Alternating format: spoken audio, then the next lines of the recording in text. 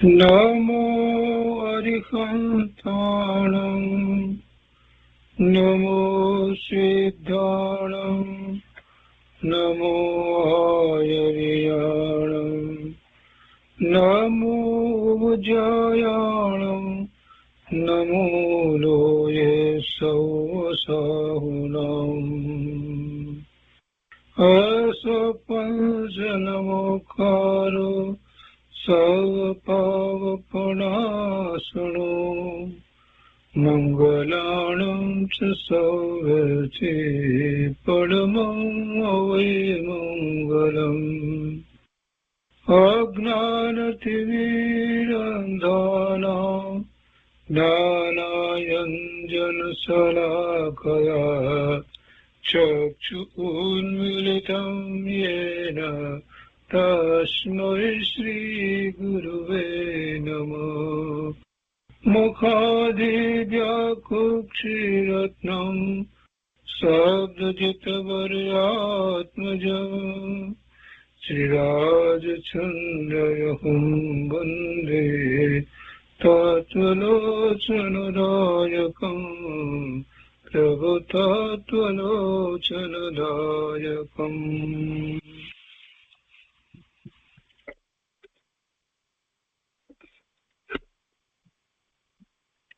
કૃપાળુદેવના વચનામૃતનો સ્વાધ્યાય. એમાં આપણે મોક્ષ માળાનો સ્વાધ્યાય કરી રહ્યા છીએ. એમાં શિક્ષા પાઠ 12 સુધી સ્વાધ્યાય કર્યો છે. હવે આજે આગળ શિક્ષા પાઠ 13 થી સ્વાધ્યાય શરૂ કરીએ છીએ. પાના નંબર 66. શિક્ષા પાઠ 13. જીનેશ્વરની ભક્તિ, ભાગ 1. અહીંયા પણ સંવાદ દ્વારા વાતને સમજાવી છે. જિજ્ઞાસુ છે અને સત્ય છે. સત્ય સમજાવે છે, જિજ્ઞાસુ પૂછે છે. જિજ્ઞાસુ પૂછે છે, વિચક્ષણ સત્ય, કોઈ શંકરની, કોઈ બ્રહ્માની, કોઈ વિષ્ણુની, કોઈ સૂર્યની, કોઈ અગ્નિની, કોઈ ભવાનીની, કોઈ પૈગંબરની અને કોઈ ઈસુ ખ્રિસ્તની ભક્તિ કરે છે, એવો ભક્તિ કરીને શી આશા રાખતા હશે? સત્ય એને ઉત્તર આપે છે, પ્રિય જિજ્ઞાસુ, તે ભાવિક મોક્ષ મેળવવાની પરમ આશાથી એ દેવોને ભજે છે. એ ભાવિકો છે એટલે એ મોક્ષ મેળવવાની પરમ આશાથી એ દેવોને ભજે છે. જિજ્ઞાસુ ફરી પૂછે છે કે કહો ત્યારે એથી તેઓ ઉત્તમ ગતિ પામે એમ તમારું મત છે? સત્ય, તેઓની ભક્તિ વડે તેઓ મોક્ષ પામે એમ હું કહી શકતો નથી. જેઓને તે પરમેશ્વર કહે છે તેઓ કંઈ મોક્ષને પામ્યા નથી. તો પછી ઉપાસકને એ મોક્ષ ક્યાંથી આપે? જે પોતે જ મોક્ષ નથી પામ્યા તો એ પછી એમની ઉપાસના કરનારને, એમના ભક્તોને મોક્ષ ક્યાંથી આપે? શંકર વગેરે કર્મક્ષય કરી શક્યા નથી અને દૂષણ સહિત છે, એથી તે પૂજવા યોગ્ય નથી. જિજ્ઞાસુ પૂછે છે કે એ દૂષણો કયા કયા તે કહો. સત્ય કે છે કે અજ્ઞાન, કામ, હાસ્ય, રતિ, અરતિ વગેરે મળીને 18 દૂષણમાંનું એક દૂષણ હોય તો પણ તે અપૂજ્ય છે. એક સમર્થ પંડિતે પણ કહ્યું છે કે પરમેશ્વર છું એમ મિથ્યા રીતે મનાવનાર પુરુષો પોતે પોતાને ઠગે છે. બીજા તો પછી ઠગાય, પણ પોતે તો પોતાને ઠગે છે જ્યારે એ એમ માનતો હોય કે હું પરમેશ્વર છું. જેને આ દૂષણમાંનો કોઈ પણ દૂષણ હોય તો પણ એ અપૂજ્ય છે.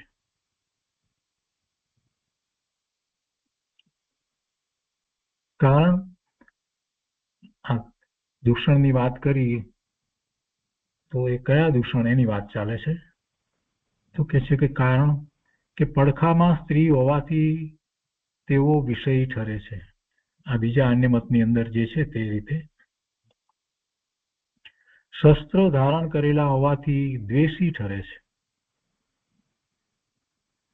જપ માળા ધારણ કર્યાથી તેઓનું ચિત્ત વ્યગ્ર છે એમ સૂચવે છે.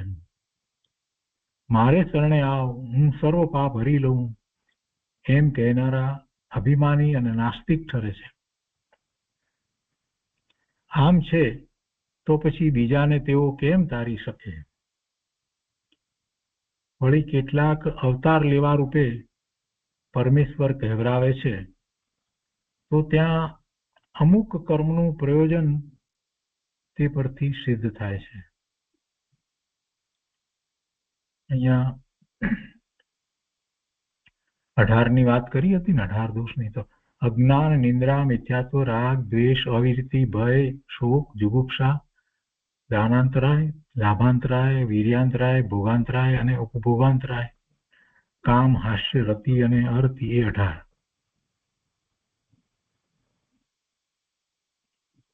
અને અહીંયા જે વાત કરી કે હું સર્વ પાપ હરી લઉં એમ કહેનારા અભિમાની અને નાસ્તિક ઠરે છે. આમ છે તો પછી બીજાને તેઓ કેમ તારી શકે? એટલે કે ન તારી શકે. અને પછી કહે છે કે વળી કેટલાક અવતાર લેવા રૂપે પરમેશ્વર કહેવરાવે છે. તો અવતાર લેવા રૂપે પરમેશ્વર કહેવરાવે છે તો અવતાર લેવાનો થયો ને, એટલે એનો અર્થ શું થયો? કે હજી કર્મ બાકી છે. ત્યાં અમુક કર્મનું પ્રયોજન તે પરથી સિદ્ધ થાય છે. ત્યાં તેઓને અમુક કર્મનું ભોગવવું બાકી છે એમ સિદ્ધ થાય છે. અવતાર લે એટલે એનો અર્થ એ થયો. તો એ દોષ સહિત કહેવાય. જિજ્ઞાસુ ફરી પૂછે છે કે ભાઈ, ત્યારે પૂજ્ય કોણ અને ભક્તિ કોની કરવી કે જે વડે આ સ્વશક્તિનો પ્રકાશ કરે? સત્ય શુદ્ધ સચ્ચિદાનંદ સ્વરૂપ અનંત સિદ્ધની ભક્તિથી તેમજ સર્વ દૂષણ રહિત, કર્મમલહીન, મુક્ત, નિરાગી, સકળ ભય રહિત, સર્વજ્ઞ, સર્વદર્શી દિનેશ્વર ભગવાનની ભક્તિથી આત્મશક્તિ પ્રકાશ પામે છે. અહીંયા આનંદ સિદ્ધની ભક્તિની માટે ફૂટનોટમાં એ વાત લખી છે કે સિદ્ધ ભગવાનની, પછી બીજું અનંત જ્ઞાન, અનંત દર્શન, અનંત ચારિત્ર, અનંત વીર્ય અને સ્વ સ્વરૂપમય થયા. એ પછી બીજી વાતમાં આવે છે. તો કોની ભક્તિ કરવી એમાં પહેલી વાત આ લીધી કે અનંત સિદ્ધની ભક્તિ કરવી, કે જે સર્વ દૂષણ રહિત છે. અનંત સિદ્ધની ભક્તિ કરવી એ તો બરાબર છે કે પૂર્ણ દશાને પામ્યા છે, પણ અહીંયા બીજો એક ભાવ એવો છે કે અરિહંત ભગવાનની ભક્તિ કરવી. કેમ કે તેમ જ વચ્ચે શબ્દ મૂક્યો છે કે અનંત સિદ્ધની ભક્તિથી આત્માનું સ્વરૂપ પ્રકાશિત થાય. એ પ્રશ્ન હતો ને કે જે વડે આત્માનું સ્વરૂપ પ્રકાશિત થાય, સ્વશક્તિનો પ્રકાશ થાય, તો એવી કોની ભક્તિ કરવી? તો શુદ્ધ ચિદાનંદ સ્વરૂપ અનંત સિદ્ધની ભક્તિથી એ થાય.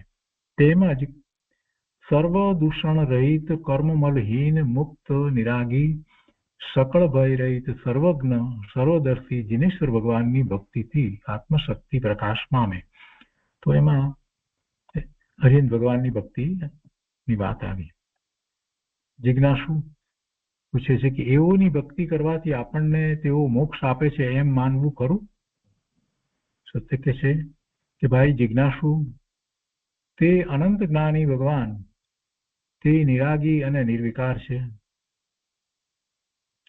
એમને કોઈ રાગ નથી હોતો કે જે એની ભક્તિ કરે એને મોક્ષ આપે, અને એ મોક્ષ આપી શકે એમ પણ નથી. એક દ્રવ્ય બીજા દ્રવ્યના પરિણામ બદલી શકતું નથી. તો આ જીવ, સર્વજ્ઞ પરમાત્માનો જીવ, એ બીજા જીવના પરિણામ બદલે એમ ક્યાંથી બને? એટલે જે અન્ય મતની અંદર આખી વાત એવી રીતે છે કે ઈશ્વર કરતા છે અને ઈશ્વર ફળ આપે છે, એ વાતને જૈન દર્શન સ્વીકારતું નથી. એવું વસ્તુ સ્વરૂપ નથી. કોઈ ઈશ્વર એવો થયો જ નથી કે જે બધાને સુખી કરી દે, જે બધાને મુક્તિ આપી દે, જે પાપીઓ અને શિક્ષા કરે, એવો કોઈ ઈશ્વર થયો નથી, થાય નહીં, હોઈ શકે નહીં. કેમ કે એક જીવ બીજા જીવના પરિણામ બદલી શકતો નથી, બીજાને કંઈ આપી શકતો નથી કે બીજા પાસેથી કંઈ લઈ શકતો નથી. અને આ વાત જૈન દર્શન સિવાય બીજે ક્યાંય નથી. સર્વજ્ઞ પરમાત્માના જ્ઞાનમાં આ વાત આવી છે. એમની ઓમકાર ધ્વનિ દ્વારા, દિવ્ય ધ્વનિ દ્વારા આ વાત આવી છે.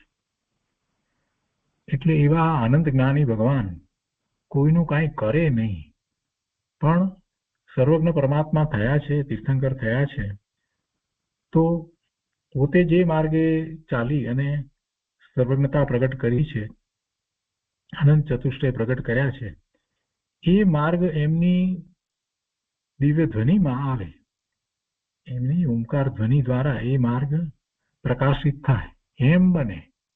પણ એ પોતે કોઈનું કાંઈ કરી દે એમ નહીં. છેવટે પુરુષાર્થ તો જીવે પોતે કરવો પડે. સત્ય કહે છે કે ભાઈ જિજ્ઞાસુ, તે અનંત જ્ઞાની ભગવાન, તે નિરાગી, એમને કોઈના પ્રત્યે રાગ તો છે જ નહીં, અને નિર્વિકાર છે, કોઈ વિકાર નથી. એને સ્તુતિ નિંદાનું આપણને કંઈ ફળ આપવાનું પ્રયોજન નથી. એમને પોતાને કંઈ સ્તુતિ જોઈતી નથી કે આપણે એમની સ્તુતિ કરીએ તો એમને ગમે, એવી કોઈ વાત છે નહીં. સાક્ષાત તીર્થંકર ભગવાન વિરાજમાન હોય, આપણે ગમે તેટલી ભાવપૂર્વક સ્તુતિ કરીએ એમની બધી, પણ એ તો એનાથી અલિપ્ત છે. એમને સ્તુતિ નિંદાનું આપણને કંઈ ફળ આપવાનું પ્રયોજન નથી. શા માટે એવું કરે? જે પોતે પૂર્ણ દશાને પામ્યા છે, શાશ્વત સુખની દશાને જેમણે પ્રાપ્ત કરી લીધી છે, હવે એમને શું પ્રયોજન હોય? એમને કાંઈ મહત્તા બતાવવાની જરૂર જ રહી નથી. અને એ એમની મહત્તા આપણે કરીએ કે ન કરીએ, એમની પૂજા કરીએ કે ન કરીએ, એથી એમને કંઈ લાભ કે નુકસાન તો છે જ નહીં. એ તો પોતાના સ્વરૂપમાંથી આવતા સુખ, શાંતિ, આનંદને અનુભવી રહ્યા છે. એવી દશા તો થઈ છે. એટલે બહુ સરસ રીતે અહીંયા વાત મૂકી છે કે એમને રાગ નથી. રાગી હોય એને એમ થાય કે હું આ મારી ભક્તિ કરે છે, અથવા તો આ મારી સેવા કરે છે, આ મારી પૂજા કરે છે, મારા કામ કરે છે, તો એને હું કાંઈક આપું. પણ જેને રાગ નથી એ કાંઈ કરતા નથી. અને જૈન દર્શન તો એ વાત માનતું નથી કે કોઈ કોઈને કાંઈ આપી દે, કોઈ મોક્ષ આપી શકે, એવું તો વસ્તુનું સ્વરૂપ નથી. આપણો આત્મા જે કર્મદળથી ઘેરાયેલો છે, તેમજ અજ્ઞાની અને મોહાંધ થયેલો છે, તે ટાળવા અનુપમ પુરુષાર્થની આવશ્યકતા છે. કર્મદળથી ઘેરાયેલો છે. કર્મણ શરીર છે એટલે કે એને કર્મ છે. જ્યાં સુધી સંસાર પર્યાયમાં છે ત્યાં સુધી એને કર્મ છે. ઘાતી કર્મ અને અઘાતી કર્મ છે. કર્મની 148 પ્રકૃતિ છે. અને એ કર્મના ઉદયો આવે છે, એની સાથે જોડાઈ અને ફરી પાછો એ વિભાવ ભાવે થઈ અને નવા કર્મ બાંધે છે. એમ ચક્ર ચાલ્યા કરે છે. એટલે એ કર્મદળથી ઘેરાયેલો છે. તેમજ અજ્ઞાની અને મોહાંધ થયેલો છે. અજ્ઞાનનો અર્થ જ એ છે કે એ મોહ સહિત, મિથ્યાત્વ સહિત નું જે એનું જ્ઞાન છે એ અજ્ઞાન છે. એટલે એ અજ્ઞાની અને મોહાંધ થયેલો છે, મોહથી અંધ થયેલો છે. તે ટાળવા અનુપમ પુરુષાર્થની આવશ્યકતા છે. કોઈ એને કાંઈ આપી દે અને એની મુક્તિ થાય એમ નથી. સર્વ કર્મદળ ક્ષય કરી અનંત જીવન, અનંત વીર્ય, અનંત જ્ઞાન અને અનંત દર્શનથી સ્વ સ્વરૂપમય થયા એવા જીનેશ્વરોનું સ્વરૂપ આત્માની નિશ્ચયને રિદ્ધિ હોવાથી એ પુરુષાર્થતા આપે છે. પોતાનું સ્વરૂપ જ એવું છે કે એ એવો પુરુષાર્થ પણ કરી શકે છે અને એ પુરુષાર્થના ફળ સ્વરૂપે એ અનંત જ્ઞાન, અનંત દર્શન, અનંત વીર્ય, અનંત સુખ બધું પ્રગટ કરી શકે છે. વિકારથી એ વિરક્ત કરે છે, એવું જ પોતાનું સ્વરૂપ છે. શાંતિ અને નિજરા આપે છે. તલવાર હાથમાં લેવાથી જેમ શૌર્ય થાય અને ભાંગ પીએ તો એ ભાંગથી નશો ઉત્પન્ન થાય, તેમ એ ગુણ ચિંતવનથી આત્મા સ્વ સ્વરૂપ આનંદની શ્રેણીએ ચઢતો જાય છે. ભગવાનની ભક્તિ કરે છે તો ભગવાનનું સ્વરૂપ જાણે છે, ભગવાનની કરુણા પોતે અનુભવે છે અને એમની દિવ્ય ધ્વનિ દ્વારા જે જ્ઞાન પ્રકાશ થયો છે એ દ્વારા પોતે પોતાના ગુણને સમજે છે. પોતાના ગુણ, પોતે આત્મા આનંદ ગુણનો પિંડ, શુદ્ધ સિદ્ધ સમાન અને એવા શુદ્ધ સ્વરૂપને પ્રગટ કરવા માટે સક્ષમ એવા પોતાના ગુણનું ચિંતન કરી અને એ સ્વ સ્વરૂપ આનંદની શ્રેણીએ ચડતો જાય છે. દર્પણ હાથમાં લેતા જેમ મુખ આકૃતિનું ભાન થાય છે, તેમ સિદ્ધ કે જીનેશ્વર સ્વરૂપના ચિંતન રૂપ દર્પણથી આત્મ સ્વરૂપનું ભાન થાય છે. જેવું સિદ્ધ ભગવાનનું સ્વરૂપ છે એવું જ મારું સ્વરૂપ છે, જેવું જીનેશ્વર ભગવાને પ્રગટ કર્યું છે એવું જ હું પ્રગટ કરવા માટે સક્ષમ છું, એમ આત્મ સ્વરૂપનું ભાન થાય છે. એ શિક્ષા પાઠ 13મો જીનેશ્વરની ભક્તિ ભાગ પહેલો પૂરો થયો. હવે ભાગ બીજો, શિક્ષા પાઠ 14 જીનેશ્વરની ભક્તિ ભાગ બીજો. એમાં આગળ કહે છે, જિજ્ઞાસુ ફરી પૂછે છે કે આર્ય સત્ય સિદ્ધ સ્વરૂપ પામેલા તે જીનેશ્વરો તો સઘળા પૂજ્ય છે, ત્યારે નામથી ભક્તિ કરવાની કઈ જરૂર છે? બધા જે સિદ્ધ થયા એ પહેલા કેવળ જ્ઞાન પ્રગટ કર્યું એ વખતે મનુષ્યની પર્યાય એમની હતી, પુરુષની પર્યાય હતી અને એમનું કોઈ એક નામ હતું. પણ પછી તો એ દેહ જ રહ્યો નહીં, એ નામ તો દેહને હતું અને પછી એ સિદ્ધ થયા તો પછી ત્યાં તો દેહ છે નહીં, મન નથી, વાણી નથી, કાંઈ નથી, તો પછી એ નામ ક્યાં રહ્યું? સિદ્ધ ભગવાનને આપણે કહીએ છીએ કે કેવળી છે એ પણ સિદ્ધ થયા, જેમ કે બાહુબલી સ્વામી સિદ્ધ થયા, ભરત સ્વામી સિદ્ધ થયા, બધા ગણધર ભગવાન જે છે એ બધા પણ સિદ્ધ થયા, ગૌતમ સ્વામી સિદ્ધ થયા, એમ અને એ સિવાય પણ બીજા રામચંદ્રજી સિદ્ધ થયા.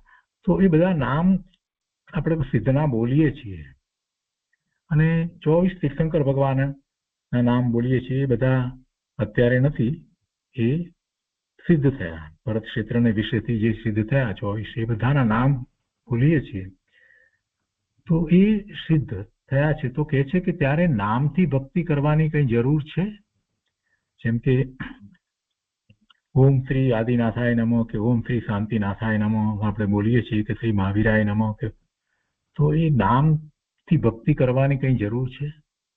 સિદ્ધ સ્વરૂપ પામેલા તે જીનેશ્વરો તો સઘળા પૂજ્ય છે અને એમને શરીર નથી, નામ તો એ શરીરને નામ આપ્યું હતું, ત્યારે નામથી ભક્તિ કરવાની કઈ જરૂર છે?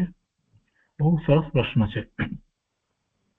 કૃપાળુદેવે ઉત્તર આપ્યો છે, એટલે સત્યના મુખે ઉત્તર આપ્યો છે. સત્ય કહે છે કે હા, અવશ્ય છે, અવશ્ય છે, નામથી ભક્તિ કરવાની કઈ જરૂર છે? તો એને માટે ઉત્તર આપતા કહે છે કે હા, અવશ્ય છે. અનંત સિદ્ધ સ્વરૂપને ધ્યાતા જે શુદ્ધ સ્વરૂપના વિચાર થાય તે તો કાર્ય, પરંતુ એ જે વડે તે સ્વરૂપને પામ્યા તે કારણ કયું? શુદ્ધ સ્વરૂપના વિચાર થાય આપણને એમના સ્વરૂપનો, તો તે તો કાર્ય, પરંતુ એ જે વડે તે સ્વરૂપને પામ્યા એ કારણ કયું? એ વિચારતા ઉગ્ર તપ, મહાન વૈરાગ્ય, અનંત દયા, મહાન ધ્યાન એ સગળાનું સ્મરણ થશે.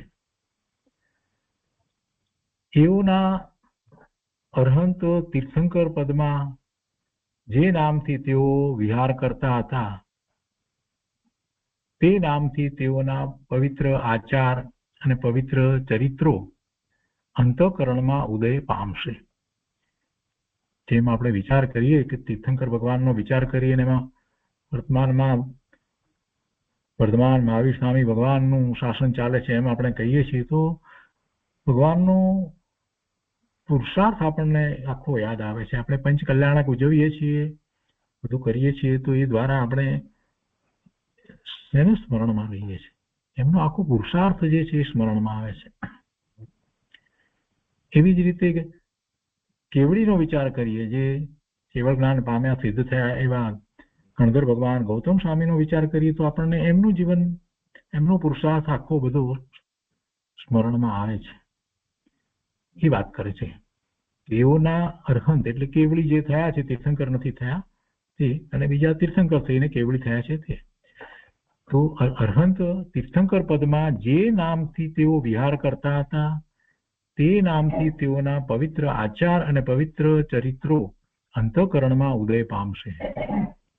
જે ઉદય પરિણામે મહાલાભદાયક છે. એવો ઉદય થાય અંતઃકરણમાં, એ ખ્યાલ આવે છે તો એ મહાલાભદાયક છે.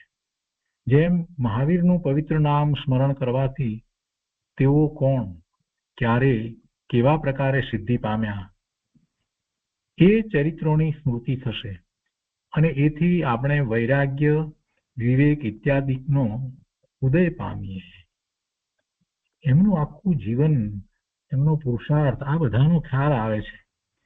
એટલા માટે એ પણ મહત્વનું છે કે નામ દ્વારા ભક્તિ કરીએ તો આપણને એમના જીવન ચરિત્રનો ખ્યાલ આવે છે, એમના પુરુષાર્થનો ખ્યાલ આવે છે. જિજ્ઞાસુ પણ લોગસમાં તો 24 જીનેશ્વરના નામ સૂચન કર્યા છે, એનો હેતુ શું છે તે મને સમજાવો. લોગસનો પાઠ, આપણે સામાયિકના પાઠ શીખીએ એમાં 5મો પાઠ લોગસનો આવે. સામાન્ય રીતે નૌકાર મંત્ર તીખું તો હિરિયા વિયા તો સૂત્રીકરણ નમ અને પછી લોગસ. તો એ લોગસનો પાઠ, એમાં 24 ભગવાનની સ્તુતિ કરવામાં આવી છે. એમના નામ લઈ નામ આવે છે એમાં 24 એના. તો કે છે કે લોગસમાં તો 24 જીનેશ્વરના નામ સૂચોપન કર્યા છે, એનો હેતુ શું છે તે મને સમજાવો. સત્ય કહે છે કે આ કાળમાં આ ક્ષેત્રમાં જે 24 જીનેશ્વરો થયા એમના નામનું સ્મરણ, ચરિત્રોનું સ્મરણ કરવાથી શુદ્ધ તત્વનો લાભ થાય એ એનો હેતુ છે. કેમ કે શાંતિથી વિચાર કરવા જેવી વાત છે કે આ 24ના આપણે 24 તીર્થંકરના નામ જાણીએ છીએ, એમના ચરિત્ર જાણીએ છીએ, બધું જાણીએ છીએ. એની પહેલાની 24ના તો ભાગ્યે જ કોઈને નામ પણ ખબર હશે, બહુ જ ઓછાને ખબર હોય.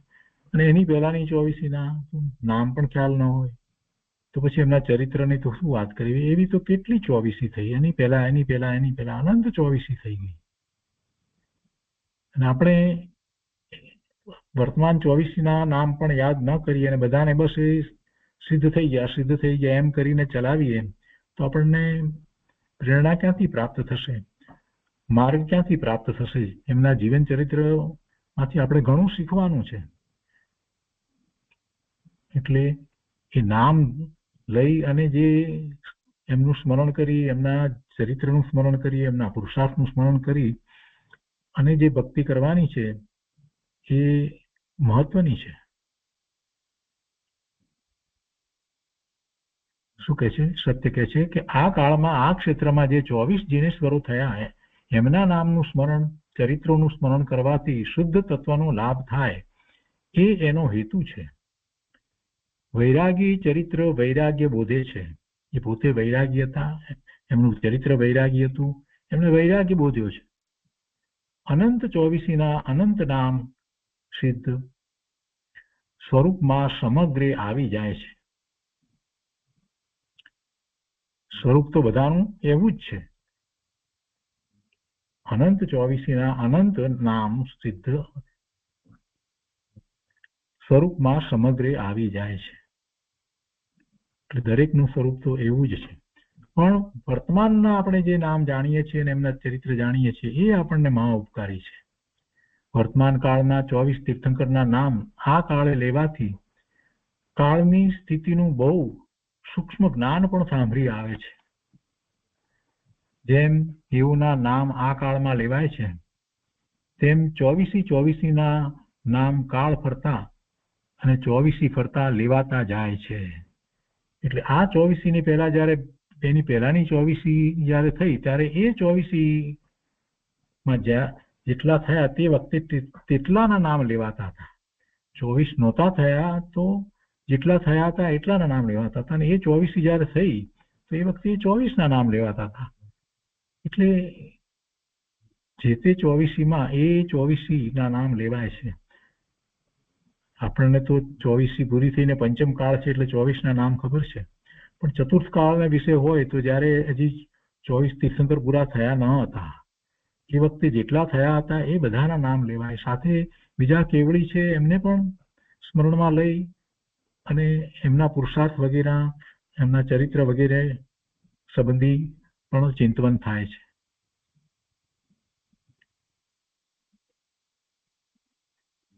તો કે છે કે તેમ 24ના નામ કાળ ફરતા અને 24 ફરતા લેવાતા જાય છે.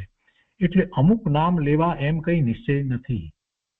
જુદા જુદા કાળે જુદું જુદું હોય છે. મહાવીર સ્વામી ભગવાન નહોતા થયા ત્યારે પાર્શ્વનાથ ભગવાનની જ ભક્તિ, કેમ કે મહાવીર સ્વામી ભગવાન તો થયા જ નતા ત્યારે તો જે 23માં તીર્થંકર પાર્શ્વનાથ ભગવાનમાં થયા હતા તો ત્યાં સુધી એ 23 નામ લેવાતા હતા અને પ્રભુની ભક્તિ તરીકે એ વખતે જે શાસન કહેવાતું હતું એ પાર્શ્વનાથ ભગવાનનું શાસન કહેવાતું હતું. એ જ રીતે આગળ ચાલે છે. પરંતુ તેઓના ગુણ અને પુરુષાર્થ સ્મૃતિ માટે વર્તતી 24ની સ્મૃતિ કરવી એમ તત્વ રહ્યું છે. એ પ્રયોજનભૂત છે. તેઓના જન્મ, વિહાર, ઉપદેશ એ સઘળું નામ નિક્ષેપે જાણી શકાય છે.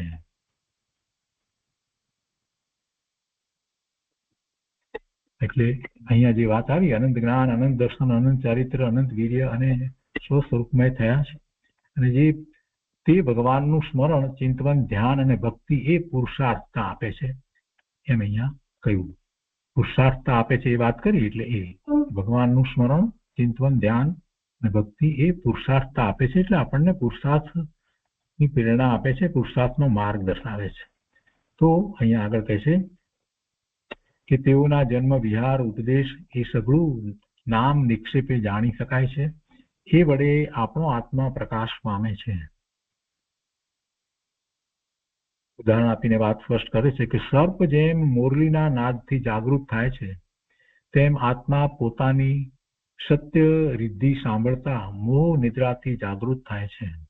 કેમ કે એ સિદ્ધ ભગવાનના, અરિહંત ભગવાનના, કેવળી પરમાત્માના, તીર્થંકર ભગવાનના જે જીવન ચરિત્ર, એમના પુરુષાર્થ એ બધાને જાણી અને એવું જ જીવનું સ્વરૂપ છે એ વાતનો નિર્ણય કરે છે તો જીવ મોહ નિદ્રાથી જાગૃત થાય છે અને પછી એનો પુરુષાર્થ ઉપડે છે. જિજ્ઞાસુ ફરી પૂછે છે કે મને તમે જીનેશ્વરની ભક્તિ સંબંધી બહુ ઉત્તમ કારણ કહ્યું. આધુનિક કેળવણીથી જીનેશ્વરની ભક્તિ કંઈ ફળદાય નથી એમ મને આસ્થા થઈ હતી તે નાશ પામી છે. જીનેશ્વર ભગવાનની અવશ્ય ભક્તિ કરવી જોઈએ એ હું માન્ય રાખું છું. એટલે એવો સ્વીકાર કરે છે. બધા પ્રશ્નોના સમાધાન થયા એટલે સત્ય કહે છે કે જીનેશ્વર ભગવાનની ભક્તિથી અનુપમ લાભ છે, એના કારણ મહાન છે, એના ઉપકારથી એની ભક્તિ અવશ્ય કરવી જોઈએ. એઓના પુરુષાર્થનું સ્મરણ થાય એથી કલ્યાણ થાય છે વગેરે વગેરે. મેં માત્ર સામાન્ય કારણો યથામતી કહ્યા છે, એટલે બુદ્ધિ પ્રમાણે કહ્યા છે, મારી બુદ્ધિ પ્રમાણે કહ્યા છે. તે અન્ય ભાવિકોને પણ સુખદાયક થાવ. તો એ રીતે એ શિક્ષાપાઠ 14મો પણ પૂરો થયો અને શિક્ષાપાઠ 15 એમાં ભક્તિનો ઉપદેશ કરી અને એક કાવ્ય છે,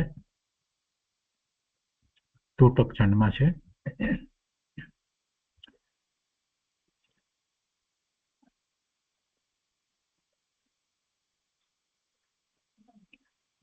શુભ શીતળતામય છાંય રહી, મન વાંછિત જ્યાં ફળ પંક્તિ કહી. ઉપર શીર્ષક આપ્યું છે ભક્તિનો ઉપદેશ, પણ એમાં આખી વાત ભક્તિ અને ભક્તિના ફળની મુખ્યતાથી વાત કરી છે. શુભ શીતળતામય છાંય રહી, મન વાંછિત જ્યાં ફળ પંક્તિ કહી. મન વાંછિત ફળની પ્રાપ્તિ થાય. જીન ભક્તિ ગ્રહો તરુ કલ્પ અહો, ભજીને ભગવંત ભવન લહો. જીન ભક્તિ ગ્રહો, જીનેશ્વર ભગવાનની ભક્તિ કરો અને તરુકલ્પ હો.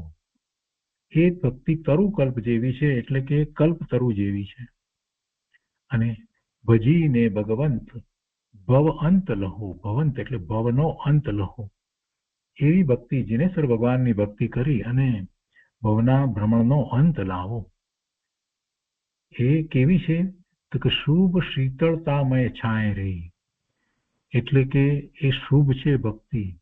અને શીતળતા તો આ સંસાર જે છે એનો જે તાપ છે એના કરતા એનું તદ્દન ભિન્ન સ્વરૂપ છે, એટલે એમ એ શીતળતામય છે. મન વાંછિત જ્યાં ફળ પંક્તિ કહી, એટલે જે મનથી ઈચ્છવામાં આવે છે એવા ફળની પ્રાપ્તિ થાય છે. તો કયા ફળને આપણે ઈચ્છીએ છીએ? તો મુક્તિના ફળને ઈચ્છીએ છીએ, શાશ્વત સુખના ફળને ઈચ્છીએ છીએ, તો એની પ્રાપ્તિ થાય છે. અને એવી જીનેશ્વર ભગવાનની ભક્તિ રહો. એક કલ્પતરૂપ જેવી છે, જેમ કલ્પ વૃક્ષ જે છે એની નીચે જઈ અને જે માગીએ તે મળે છે, એવી રીતે જીનેશ્વર ભગવાનની ભક્તિ કરતા જીવને પરમ કલ્યાણનું કારણ થાય છે. એટલે પછી એક પંક્તિ દરેકમાં આવશે કે ભજીને ભગવંત ભવ અંત લહો, ભવનો અંત લાવો. આગળ બીજી પંક્તિમાં કહે છે કે નિજ આત્મ સ્વરૂપ મુદા પ્રગટે. મુદા એટલે આનંદદાયી. પોતાનું આત્મ સ્વરૂપ જે આનંદદાયી છે તે પ્રગટે છે ભગવાનની ભક્તિ કરતા. મન તાપ ઉતાપ તમામ મટે. આધિ ઉપાધિ વ્યાધિ ની વાત કરીએ છીએ ને, એના રહિત સમાધિ છે, એ બધી વાત કરીએ છીએ. તેમાં આધિ ને ઉપાધિનો વિચાર કરીએ તો એ બધું મનનું કારણ છે. અને વ્યાધિમાં પણ વ્યાધિ શરીરમાં છે, છતાં જીવને તો એ મનમાં જે સંતાપ આપે છે, તો એ મન તાપ ઉતાપ તમામ મટે. એ બધી ઉપાધિ, એ ચિંતાઓ, એ બધી મટી જાય. ભગવાનની ભક્તિ કરતા એ ટળે છે. અતિ નિર્જરતા વણદામ ગ્રહો. નિર્જરતા એટલે નિર્જરા. વણદામ એટલે પૈસા આપ્યા વિના. કંઈ પણ પૈસા આપ્યા વિના તમે નિર્જરા પ્રાપ્ત કરો. અતિ નિર્જરા, તમે કંઈ પણ દામ આપ્યા વિના પ્રાપ્ત કરો. કેવી રીતે? તો કે ભજીને ભગવંત ભવંત રહો. ભગવાનને ભજી અને ભવનો અંત લાવો. આગળ ત્રીજી પંક્તિમાં કહે છે કે સમભાવી સદા પરિણામ થશે. સમભાવી સદા પરિણામ થશે. સંભાવ એને જ સામાયિક કહેવામાં આવ્યું છે. સમભાવ થવું. સંભાવ કોઈ એમનેમ થતો નથી. સાચો સંભાવ તો સમ્યક દ્રષ્ટિને હોય છે, જેને વસ્તુનું સ્વરૂપ સમજાયું છે, જેમ છે તેમ છ દ્રવ્યનું અસ્તિત્વ અને એનું પરિણામ જેને સમજાયું છે, એને પછી બધા પ્રત્યે સંભાવ થાય છે. તો એવા પરિણામ દિનેશ્વર ભગવાનની ભક્તિ કરતા, એમના સ્વરૂપનો વિચાર કરતા, એમના પુરુષાર્થનો વિચાર કરતા એમની ભક્તિ કરીએ છીએ, તો એમની દિવ્ય ધ્વનિમાં જે જ્ઞાન પ્રકાશ થયો છે એને પણ આપણે ગ્રહીએ છીએ. ભક્તિનો અર્થ ફક્ત કંઈ એમનું નામ લઈ અને સ્તવન કરીએ છીએ એવો નથી થતો. ભક્તિ એટલે અનેક પ્રકારે ભક્તિ થાય છે. તો એવું જ્યારે થાય છે તો જીવને પ્રભુનું ચરિત્ર આખું ખ્યાલમાં આવે છે તો એને આ જ્ઞાન થાય છે, અને એવું જ્ઞાન થાય છે તો એને સંભાવ પ્રગટે છે, અને એવો સંભાવ થયો છે, એવા પરિણામ થયા છે, તો પછી રાગ દ્વેષના કારણ રહેતા નથી. સંભાવીને રાગ દ્વેષ થાય નહીં, સમભાવ પ્રગટ થયો છે, બધા પ્રત્યે સરખો ભાવ. એવું ક્યારે બને? એમાં વિવિધતા લાગે નહીં, એમાં કોઈ રીતે એક મૂલ્યવાન છે ને બીજી વસ્તુ મૂલ્ય રહિત છે, નકામી છે, એવું કાંઈ લાગતું નથી. પૂતગળ છે, પૂતગળના સ્કંદ છે, તો બધા પૂતગળ પરમાણુના સ્કંદ જ છે, એનું કોઈ મહાત્મ્ય લાગતું નથી. જીવ છે તો બધા જીવ જ છે, બધા ભગવાન આત્મા છે. વર્તમાન પર્યાયને ગૌણ કરે તો એવી દ્રષ્ટિ થઈ જાય છે, એવી દ્રવ્ય દ્રષ્ટિ થાય છે, તો સંભાવ પ્રગટ થાય છે. અને સંભાવ થયા પછી એ બીજું દ્રવ્ય જે છે મને હિતકારી કે અહિતકારી થતું જ નથી, લાભ કે નુકસાનનું કારણ થતું જ નથી. એટલે એક સરખો ભાવ બધા પ્રત્યે છે, અને એવા પરિણામ થાય છે તો રાગ દ્વેષ પછી ઉત્પન્ન થતા જ નથી. એટલે સમભાવ તો બહુ મોટી વસ્તુ છે. સમભાવી સદા પરિણામ થશે, અને એવા પરિણામ સમ્યક દ્રષ્ટિને થાય છે, અને એને તો પછી વધુ ભાવ હોતા જ નથી. વળી કે છે જળ મંદ અધોગતિ જન્મ જશે. જળ જન્મ એટલે કે આ સ્થાવરમાં જવાનું ન થાય. આ સ્થાવર એ જળ જેવા જ છે ને. અને પછી મંદ ગતિ એટલે કે આ એવી બીજી તિર્યંચ વગેરેની જે પર્યાયો જે છે એમાં જવાનું ન થાય. અને અધોગતિ એટલે નરક વગેરેની ગતિ ન થાય ને, એવી ગતિમાં જન્મ નહીં થાય. કેમ કે સાથે ને સાથે એને પુણ્યના બંધ પણ પડે છે ને. સંભાવની વાત કરી એમાં તો આગળ વધી અને એને વિતરાગતા થાય છે, પણ એની સાથે જે રહેલો શુભાવ છે એને કારણે એની ગતિ પણ એ રીતે થાય. સમ્યક દર્શન થયું પછી એને તિર્યંચની ગતિ ને સ્થાવર ને નરકની ગતિ ને એ બધું થતું નથી. પહેલાથી જો એવી ગતિ નરકની થઈ હોય અને પછી સમ્યક દર્શન થયું હોય તો એ નરકમાં જાય છે તો પણ એનું કઈ સમ્યક તો ચાલ્યું જાય છે એમ નથી. એ આર્થ ધ્યાન કરી ખૂબ આર્થ ધ્યાન કરીને ફરી પાછો એ તિર્યંચમાં જાય એવું બનતું નથી. એ સમ્યક દ્રષ્ટિ નરકમાંથી નીકળીને મનુષ્ય થાય છે, એટલે એને એવી ગતિ થતી નથી, અધોગતિ નથી, નીચી ગતિ થતી નથી. આગળ કહે છે કે શુભ મંગળ આ પરિપૂર્ણ ચહુ, એની જ ચાહના હો. શુભ પણ આ છે ને મંગળ પણ આ છે. ભગવાનની ભક્તિ, ભગવાનની વાણી એ જ મંગળ છે, એ જ શુભ છે. ભજીને ભગવંત ભવંત લહુ. એના પછીની પંક્તિમાં કહે છે કે શુભ ભાવ વડે મન શુદ્ધ કરો, નવકાર મહાપદને સમરો. શુભ ભાવ વડે મન શુદ્ધ કરો.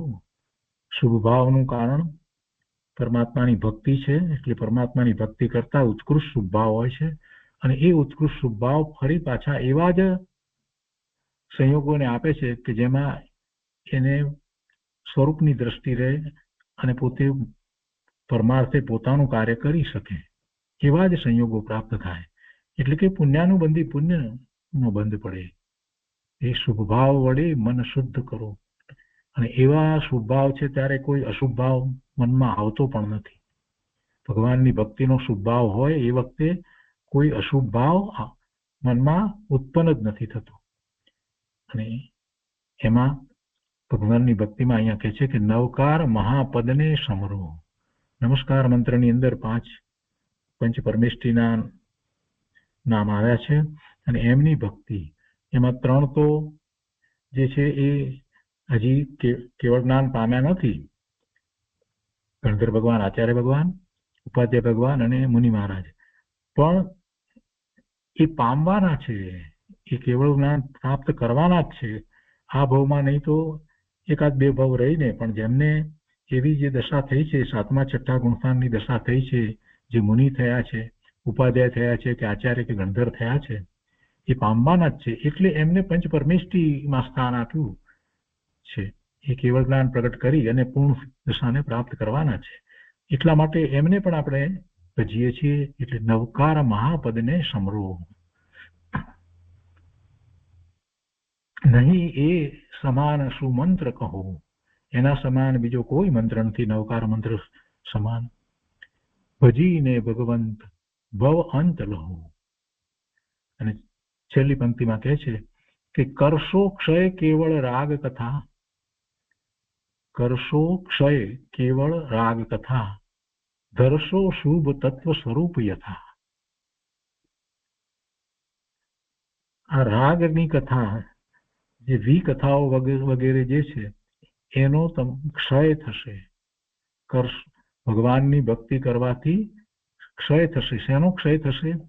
તો કે રાગ કથાનો. આ રાગ ને દ્વેષની કથાઓ બધી, વિકથાઓ બધી જે છે, એવા વિકલ્પો જે છે એનો ક્ષય થશે.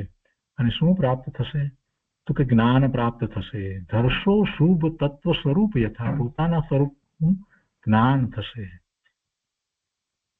અને પછી છેલ્લે લખે છે કે નૃપચંદ્ર પ્રપંચ અનંત દહો, ભજીને ભગવંત ભવ અંત લહો. નૃપચંદ્ર એટલે રાજચંદ્ર, નૃપ એટલે રાજા, એટલે એના પરથી રાજચંદ્ર લખવાને બદલે એમણે નૃપચંદ્ર લખ્યું છે. નૃપચંદ્ર પ્રપંચ અનંત દહો, બધા પ્રપંચો ને બાળી નાખો, ભજીને ભગવંત ભવ અંત લહો. તો 5 પંક્તિઓનું ખૂબ સુંદર ભાવવાહી ભક્તિ કાવ્ય કૃપાળુદેવે અહીંયા શિક્ષા પાઠ 15 તરીકે લખ્યું છે.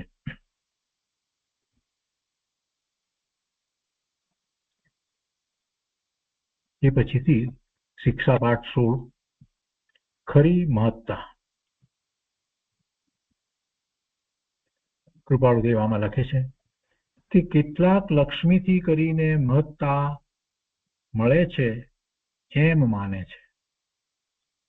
કેટલાક લક્ષ્મીથી કરીને મહત્તા મળે છે એમ માને છે. કેટલાક મહાન કુટુંબથી મહત્તા મળે છે એમ માને છે.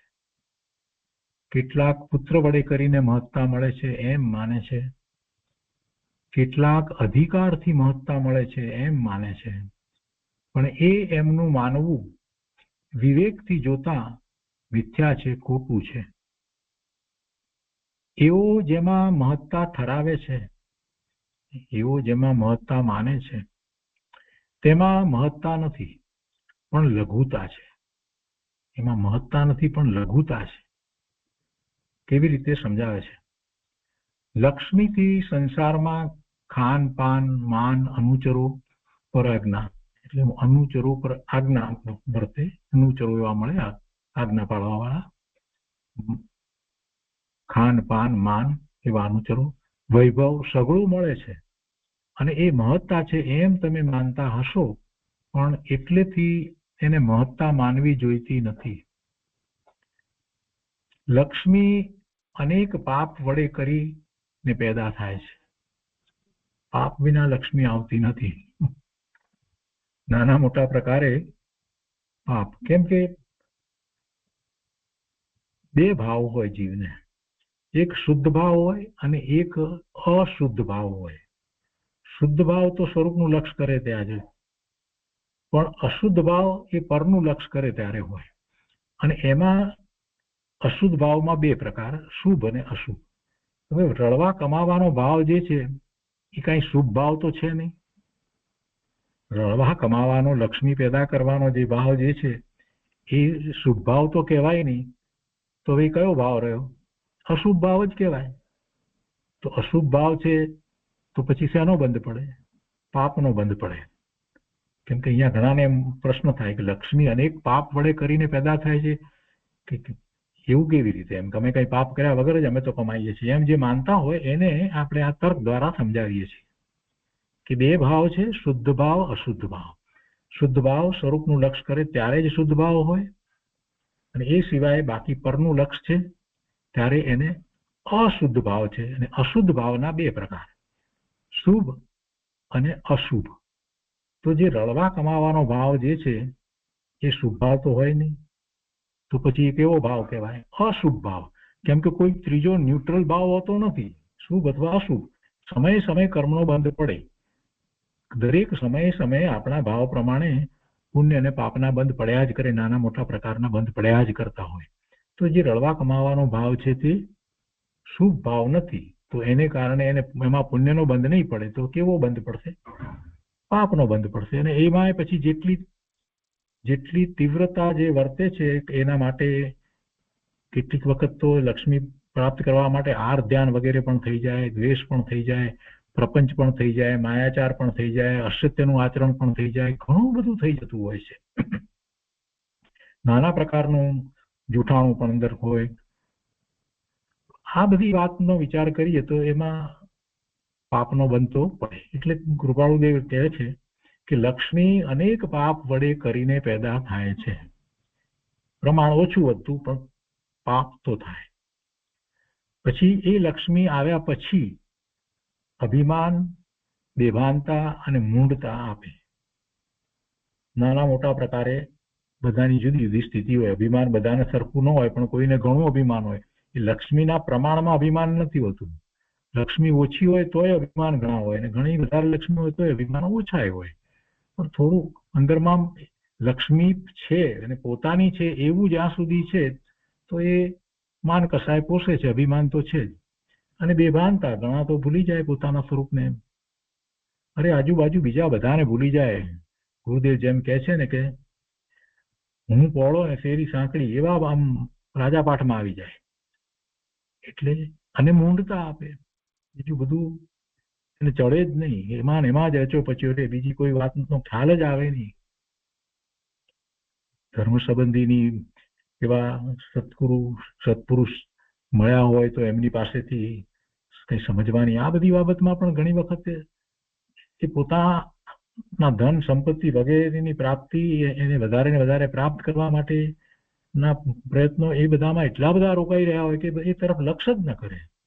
વેપાર ધંધામાં એટલા બધા ડૂબી જાય. એટલે બધી મૂંઢતા આપે. કુટુંબ સમુદાયની હવે બીજી મહત્તાની વાત કરે છે. આ પહેલી મહત્તાની વાત કરી દીધી કે એમાં તો કોઈ મહત્તા છે નહીં. કેટલાક મહાન કુટુંબથી મહત્તા મળે છે એમ માને છે. તો હવે એને માટે કહે છે કે કુટુંબ સમુદાયની મહત્તા મેળવવા માટે તેનું પાલન પોષણ કરવું પડે છે. અને કુટુંબના બધા સભ્યોનું પાલન પોષણ કરીએ છીએ તો એમાં ધન સંપત્તિ વગેરે જોઈએ, અને બીજા પણ અનેક પ્રકારે બધી એમને માટે એની વ્યવસ્થાઓ વગેરે કરવામાં આવે, અને એમાં કેટલાય પ્રકારે પાપ પણ થાય. એટલે કહે છે કે કુટુંબ સમુદાયની મહત્તા મેળવવા માટે તેનું પાલન પોષણ કરવું પડે છે. તે વડે પાપ અને દુઃખ સહન કરવા પડે છે. અને પોતાની એક એવી આગવી રાખવી હોય ને છાપ કે અમારું કુટુંબ આમ આમ આમ, તો એ માટે થઈ એને કેટલી બધી વસ્તુ જેવી કરવી પડે છે કે જે સામાન્ય રીતે લોકો નથી કરતા. આપણે ઉપાધિથી પાપ કરી એનું ઉદર ભરવું પડે. એટલે આ કુટુંબનું પુત્રથી કરી અને કઈ શાશ્વત નામ રહેતું નથી. હવે ત્રીજી વસ્તુ કહે છે કે કેટલાક પુત્ર વડે કરીને મહત્તા મળે છે એમ માને છે, તો એને કહે છે કે પુત્રથી કરીને કઈ શાશ્વત નામ રહેતું નથી. પુત્ર ખબર નહીં કેવો વાત છે, છતાંય સારો હોય તો પણ એને કરીને કઈ શાશ્વત નામ રહેતું નથી.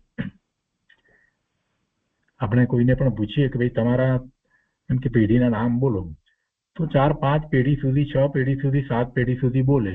પછી આગળ પૂછીએ તો પછી ખબર નથી. તો પછી એમનું નામ તો રહ્યું નહીં. જે 10 પેઢી પહેલા આપણા પૂર્વજો હતા, જે 10મી પેઢી આપણા પિતાના પિતાના પિતાના પિતાના પિતાના પિતાના, એમ 10મી પેઢીના જે હતા એમણે પણ એ વખતે ધાર્યું હોય કે મારા આમ વંશ વારસો દ્વારા મારું નામ રહેશે. તો એમનું નામ તો રહ્યું નહીં. 3-4 પેઢી જાય ત્યાં તો એમનું નામ રહેતું નથી. કોઈ ભૂલ એમને યાદ નથી કરતું. દાદાના દાદાને કોણ કેટલું યાદ કરતા હોય છે, અને એના દાદા હોય તો કદાચ નામે ના આવડતું હોય તો એમનું નામ ક્યાં રહ્યું, ક્યાં શાશ્વત નામ રહ્યું. એટલે પુત્રથી કરીને કઈ શાશ્વત નામ રહેતું નથી. એને માટે થઈને પણ અનેક પ્રકારના પાપ અને ઉપાધિ વેઠવી પડે છે. છતાં એથી આપણું મંગળ શું થાય છે? કાંઈ મંગળ થતું નથી. હવે ચોથી વાત જે અહીંયા છે, અધિકારથી મહત્તા મળે છે એમ માને છે ને, તેને સમજાવે છે કે અધિકારથી મહત્તા તો મળવી બાજુ પર રહી, મળવી હોય તો મળે ને, ન પણ મળે પણ ઉપાધિ ઘણી વધી જાય.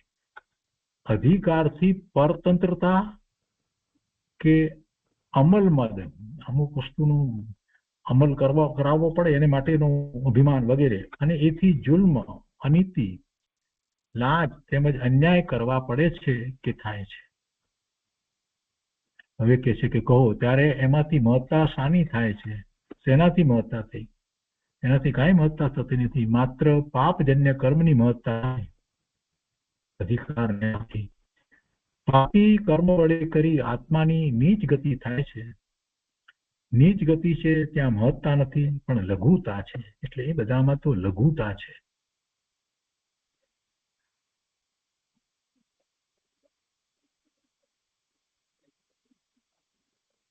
જીન ભક્તિ માટે અહીંયા એક વાત અહીંયા આપી હતી કે એમના નામને માટેની અહીંયા એક બીજી રીતે પણ વાત લીધી હતી. આપણે એ કાવ્ય પૂરું કર્યું ને ત્યારે પછી ત્યાં વાંચવાનું હતું. તેમના પરમ ઉપકારને લીધે પણ તેઓની ભક્તિ અવશ્ય કરવી જોઈએ.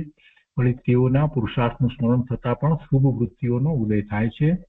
જેમ જેમ શ્રી જીનના સ્વરૂપમાં વૃત્તિ લય પામે છે તેમ તેમ પરમ શાંતિ પ્રગટે છે. એમ જીન ભક્તિના કારણો અત્રે સંક્ષેપમાં કયા છે તે આત્માર્થીઓ વિશેષપણે મનન કરવા યોગ્ય છે. આ અર્થ કોણે લખ્યો છે ખબર નથી, ઉપમતમાં છે. ઠીક છે, આપણે તો અત્યારે આ એ 15મા પાઠના અનુસંધાનની વાત હતી. અત્યારે 16મા પાઠની ખરી મહત્તાની વાત કરી રહ્યા છીએ. તો આ 4 પ્રકારે જે કહેવામાં આવ્યું એમાં તો કોઈ રીતે મહત્તા છે નહીં. હવે મહત્તાની વાત, સાચી મહત્તાની વાત કૃપાળુદેવ સમજાવે છે કે આત્માની મહત્તા તો સત્ય વચન, દયા, ક્ષમા, પરોપકાર અને ક્ષમતામાં રહી છે. આત્માની મહત્તા તો સત્ય વચન, દયા, ક્ષમા, પરોપકાર અને ક્ષમતામાં રહી છે.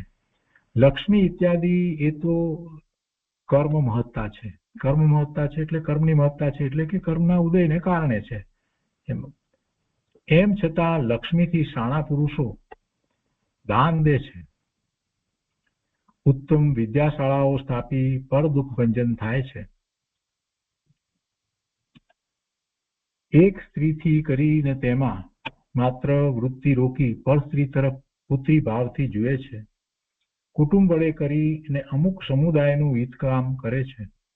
પુત્ર વડે તેને સંસાર ભાર આપી પોતે ધર્મ માર્ગમાં પ્રવેશ કરે છે. એટલે જેની મહત્તા હતી ને એને માટે કેવી રીતે શાણા પુરુષો કરે છે એ વાત હવે લીધી. લક્ષ્મી માટેની વાત લીધી, કુટુંબની, પુત્રની, બધાની વાત લીધી. અને અધિકારથી ડાપણ વડે આચરણ કરી રાજા પ્રજા બંનેનું હિત કરી ધર્મ નીતિનો પ્રકાશ કરે છે. એમ કરવાથી કેટલી ખરી મહત્તા પમાય છે. છતાં એ મહત્તા ચોક્કસ નથી. એ મહત્તા ચોક્કસ નથી. પણ જે પહેલા કહી આત્માની મહત્તા એ સત્ય વચન, દયા, ક્ષમા, પરોપકાર અને ક્ષમતામાં રહી છે. તો એ મહત્તા મહત્વની છે.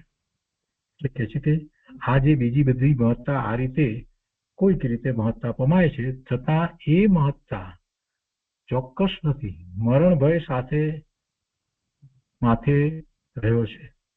એ બધી મહત્તામાં મરણ ભય તો સાથે ને સાથે રહ્યો જ છે. એટલે મરણ ભય માથે રહ્યો છે. ધારણા ધરી રહે છે. યોજેલી યોજના કે વિવેક વખતે હૃદયમાંથી જતો રહે એવી સંસાર મોહિની છે. તેથી આપણે એમ નિસંશય સમજવું કે સત્યવચન, દયા, ક્ષમા, બ્રહ્મચર્ય અને ક્ષમતા જેવી આત્મ મહત્તા કોઈ સ્થળે નથી. શુદ્ધ પંચ મહાવ્રત ધારી ભિક્ષુકે જે રિદ્ધિ અને મહત્તા મેળવી છે, મુનિએ જે મહત્તા મેળવી છે તે બ્રહ્મદત્ત જેવા ચક્રવર્તીએ લક્ષ્મી, કુટુંબ, પુત્ર કે અધિકારથી મેળવી નથી, એમ મારું માનવું છે. આ મહત્તા દ્વારા ધર્મ તરફ લઈ જવાની વાત કૃપાળુદેવે કરી છે. આત્માની મહત્તા આવે, જેને આત્માની મહત્તા સમજાય એ જ ધર્મ તરફ વળે, બીજો કોઈ ધર્મ તરફ વળતો નથી. તો એ રીતે આ 16મો પાઠ પૂરો થયો. આજનો સ્વાધ્યાય અહીંયા સુધી રાખીએ છીએ.